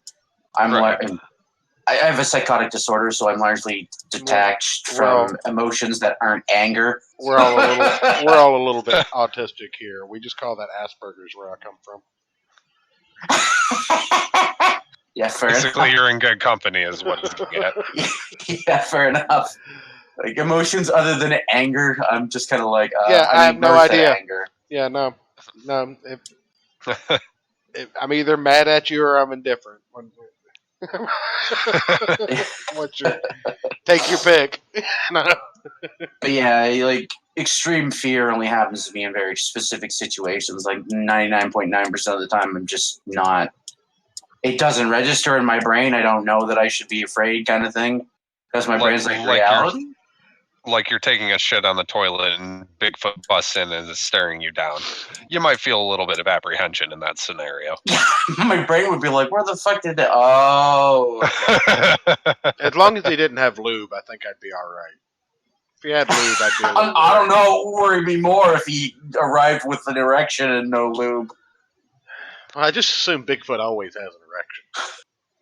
Very fair. I assume Bigfoot always has lube, whether he has an erection or not. Bigfoot is secretly lube, man. Is that it? That's exactly right. We've cracked the case, ladies and gentlemen. 6 months later, we figured it out. Now, I do have a couple of other. How was that the best thing that came out of that garbage series? And it was like a 30-second bit at most. Oh, they realized they needed to do something to pull the audience back in. They needed to reground the show in something as on the face ridiculous as it was otherwise. I want a whole I want a whole feature-length movie about Lube Man. Yes. I didn't believe you guys at first. I actually had to go find the clip the night you were talking about that on stream, and I lost my shit. So I was laughing so fucking hard. we were talking about Image Comics a little bit earlier with Larry.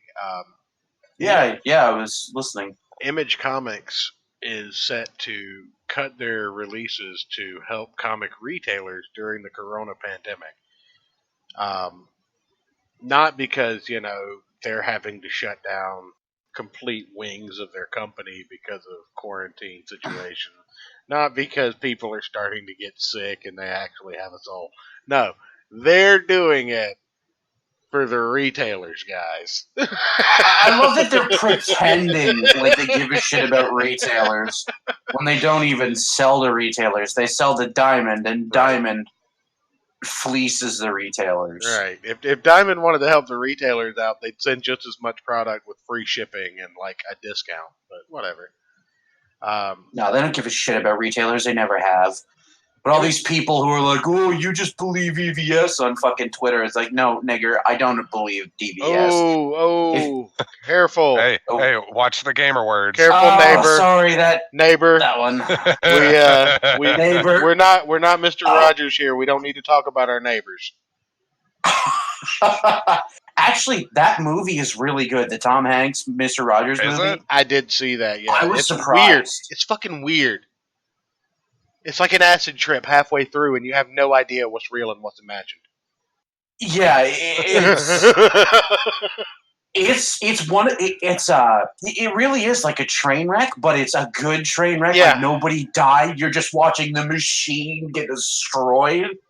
It's wonderful. Anyway, Image Comics is taking the COVID-19 pandemic and its ramifications for direct market comic book retailers seriously. On Tuesday, the publisher announced full returnability on their comic books over the next 60 days. Well, that's actually pretty good. And now the I'll remind you to edit that one out. Oh no, I'm not going to edit it out. Fuck it. Fair enough. At this point, look, if Ralph can go full gamer word on the Drunken Peasants and not get their channel just completely show it. If they show me for this, I'll just go on Ayrton's show. yeah, we'll just move it to my channel. That's a valid point. I'll do the Church of Koofing. I don't give a shit. Not like we're monetized. What am I losing? And the 10 people that watch the show regularly will just click the link and not know anything's different except for there's no back episodes. Anyway, full returnability to comic retailers over the next 60 days, and now the company's publisher co-owner, Eric Stevenson, has told Newsarama they will be cutting back on upcoming titles as well as announced reprints. We're looking at the books we have scheduled and assessing what can be pushed back and in some cases canceled altogether. Several announced reprints will be reassessed and given the current economic climate. We're pulling the plug on some second printings that have been announced. The publisher continued. Reprints are hardly essential at a time like this, and the overall plan point at this point is to cut down on what's going into stores in an effort to decrease financial exposure. The titles considered have not been announced earlier this year before the coronavirus pandemic, which at no point in 2020 has there not been a coronavirus pandemic, you dumb sons of bitches.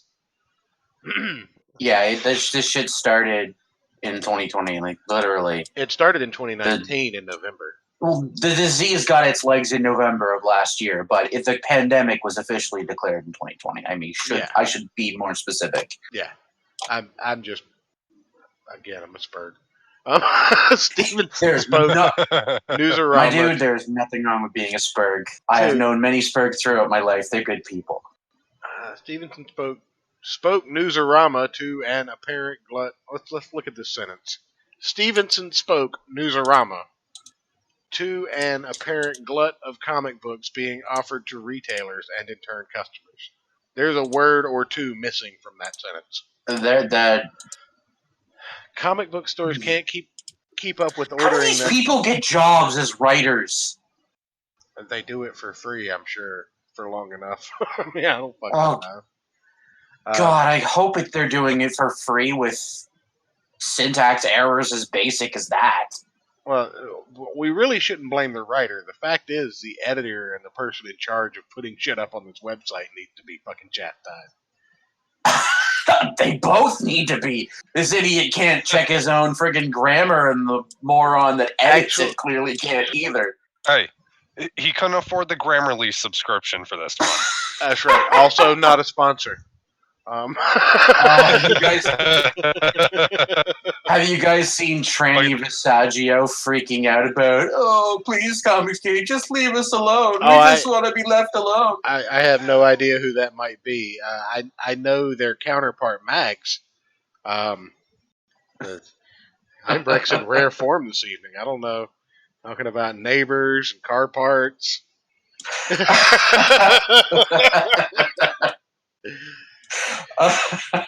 Good Lord. Yeah, like I said, I'm a whole other person when I forget to nip my gamer words in the butt. Yeah, we're not trying to invite Susan to kick us off. We just don't give a shit if she does. That's where we're at right now. Yeah, Meg Visaggio just fucking, no, can we have a truce? It's like, no. I Not did hear after about how that. you treated EVS and, people like Mags are going to EVS in DMs just like, we need a truce. And it's just like, EVS isn't naming names, but he's like, no, I'm not. No. It's like that scene in Endgame where it's just like, nope, I don't think I will. There's old Steve Rogers sitting there. Nope, I don't think I will.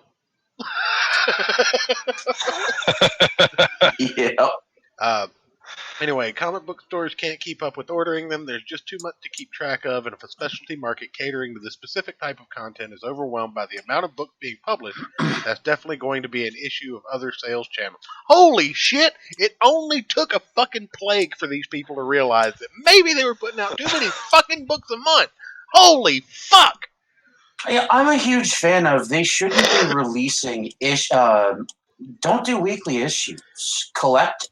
Give the artists more time. Do bi-weekly, and then most issues are monthly. Stop getting this. The most frequent comic book to come out usually is bi-weekly.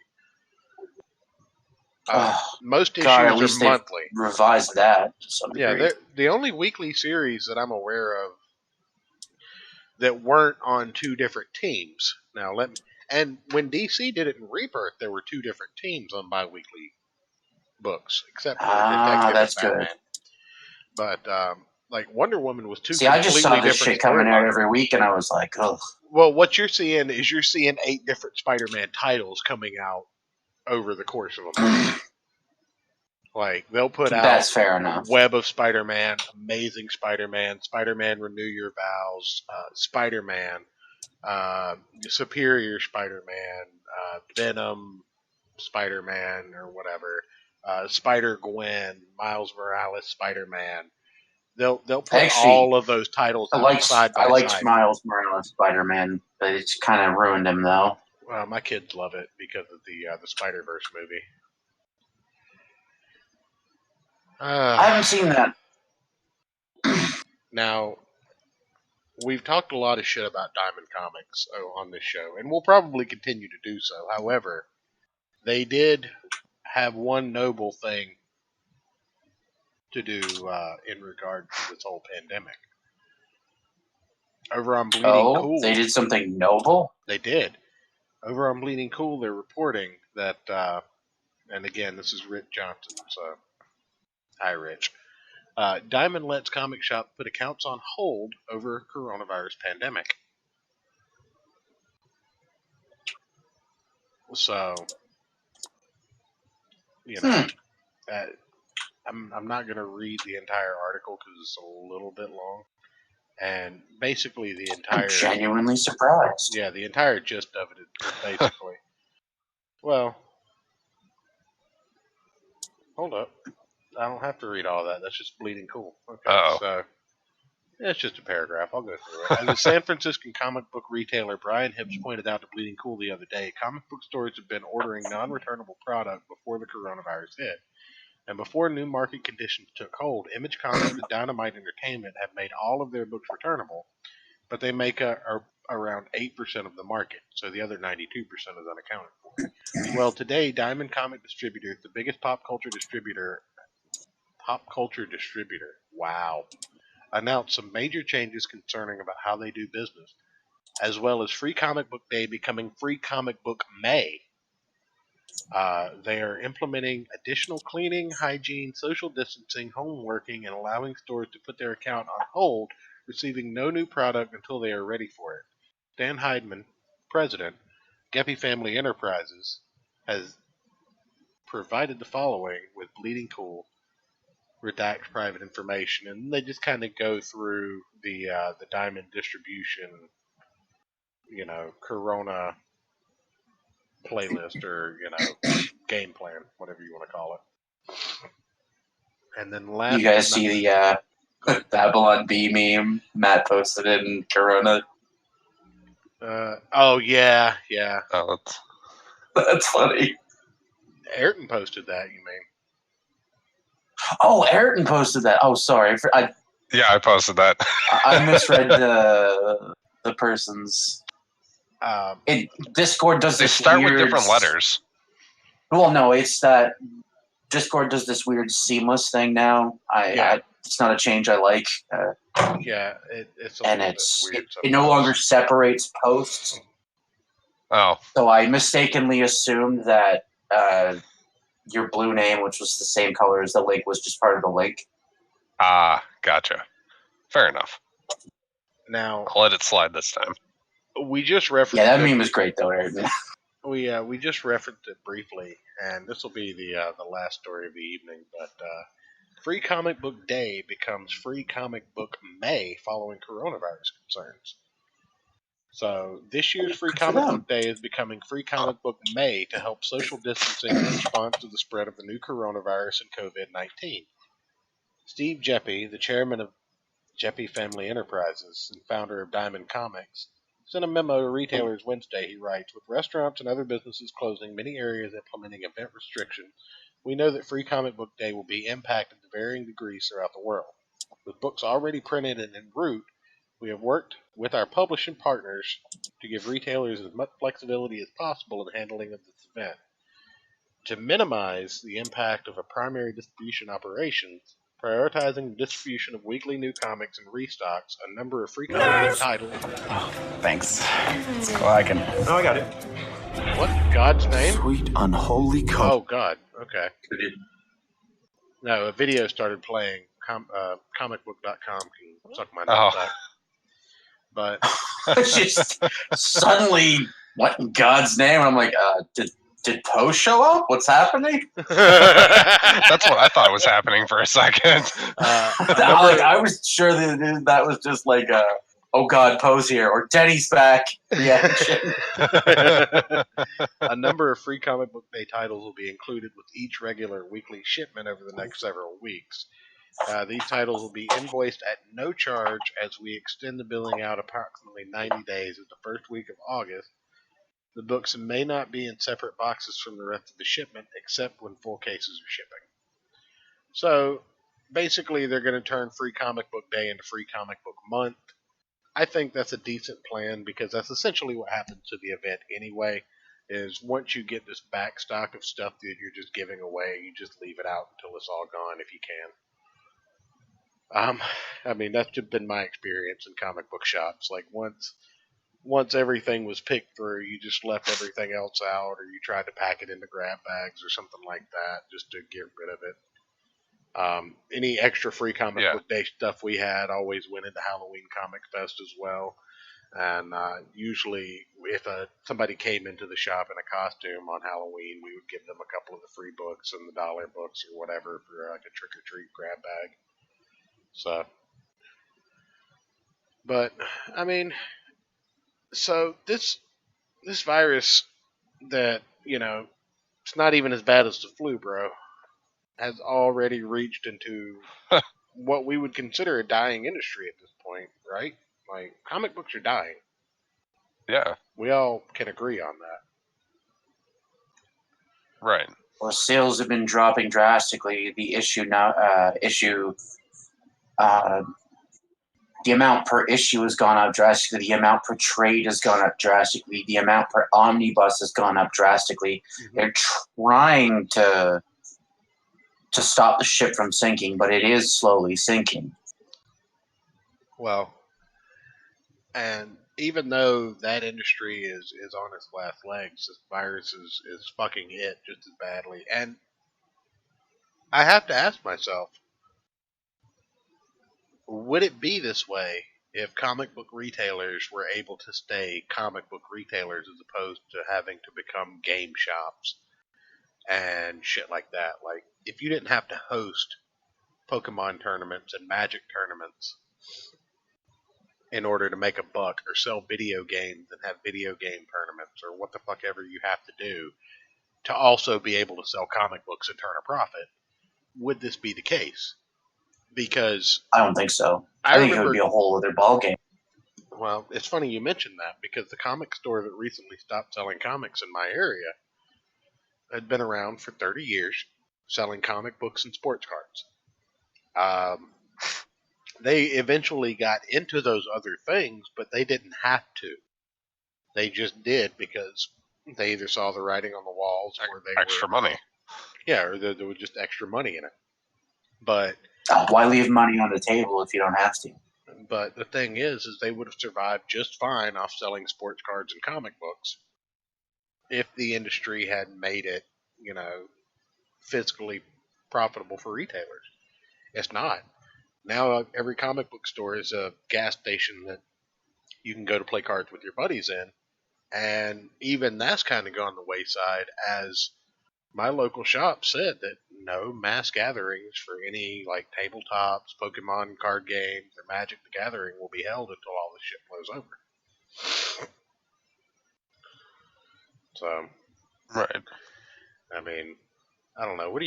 What's on you guys' mind before we close this? I think I got most of it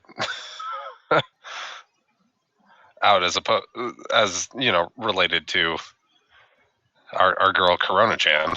Oh yeah, I mean, I just got done watching Seth MacFarlane's Onion Boy documentary, so there's that. But that's not related to Corona Chan, so I'm not going to start on that here. Let's don't start on the Onion. Too many layers. Am I the only one that's excited about her blooming feud? Hey, how about that? How about that pun? Her blooming feud with Ralph that seems to be building up. No, I'm very excited. This looks like it's going to be fun. I love any time Ralph gets into a feud with anybody for any reason. Well, Ralph getting himself canceled, yeeted for 36 hours off D-Live because he was drunk and he couldn't stop himself from threatening to take D-Live down was amazing. Look, they better be glad they reinstated his account. He would have taken him down. He would have loosed Randbot on an army of alt accounts, and the whole fucking site would have just disappeared off the internet. But no, Cecil McFly is almost as petty as Ralph. Almost. I don't disagree. I don't think she quite. I genuinely enjoy her content, but I don't disagree. She's pretty, yeah. She's almost, and that could be a petty war for the ages if it goes anywhere. So I'm excited for that. I'm also excited with the ongoing feud of War Campaign and Andy Worski. Wait, what? War Campaign and Worski are going at it? Oh yeah, you didn't know about that? No, this is what happens when I don't pay attention because I'm working on my shit. What is this magic?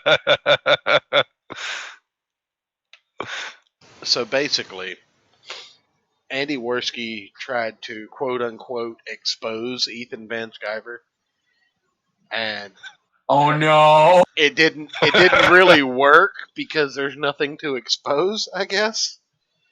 Ethan's pretty upfront. He tells everyone what's going on anytime something goes down. So what the hell are you going to expose? It's not like JFK rape. That kind of put Worski in War Campaign's sightline. And Worski never backs down, right? So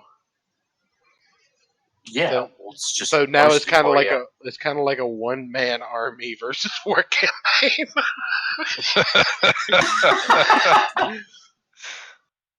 But He's trying to Our Lady Peace himself, is he? I don't know. I don't know where this is going because Ethan also went on the defunct Kumite today, I think. Yeah, I saw Vamp tweet something about. Wait, about what? that. He's talking to fucking. Yep. He's talking to Vamp, Tranny, and Donga. Yep.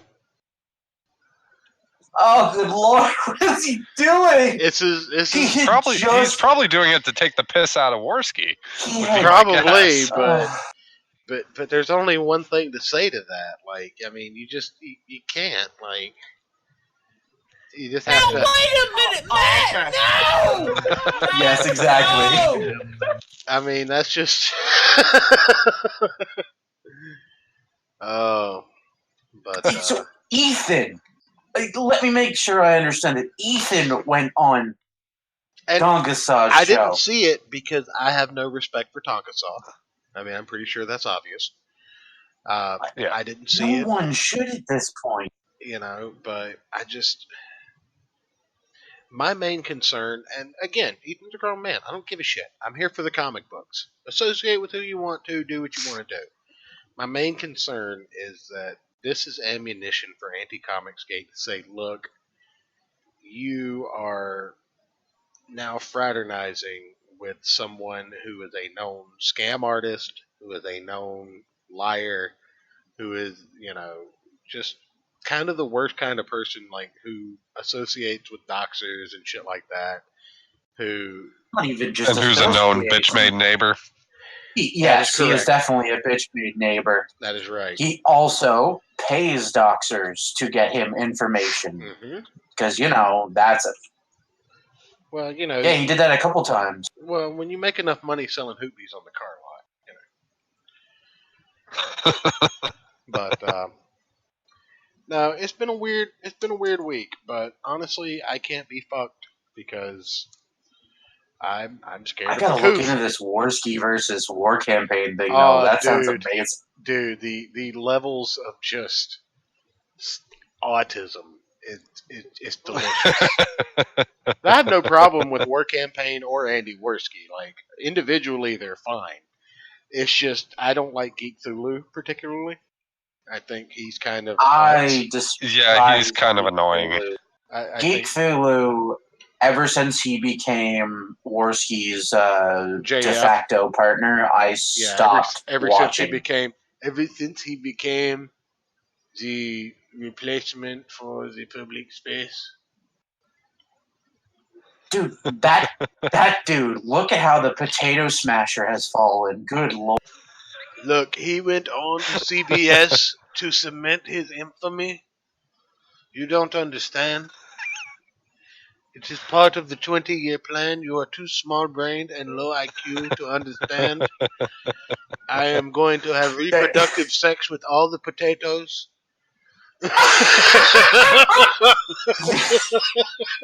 I found that particularly funny because you just made the joke I was going to make. There will be no potato famine in Quebec. That is right. Not ever. That is right. But anyway, that's what's happened this week, and we'll dive a little further into it this week. I've been watching some lore videos on the WWE, trying to catch back up on what happened since I haven't been watching. And I'm going to see if I can't put hands on some WWE-themed comic books to look at this weekend, and see if we can't get another guest on, maybe have another panel. We'll figure something out for the weekend. But we are back. We are a go, and we will probably see you guys this Saturday. I'm Brett. You got anything to say for me? And if there is a nationwide... Look. Oh, are you go ahead. No, I'm good. I got my gamer words. Okay. Yep. I'll sabotage you guys yet. Neighbor, transmission, all the bad words. Bundle of sticks. I think that one dropped out a couple of times. It probably did. I'm bad. I didn't notice, but that's why I said I wasn't going to worry about censoring it because there's like 3 or 5 I'm going to have to find, and I'm just not doing that.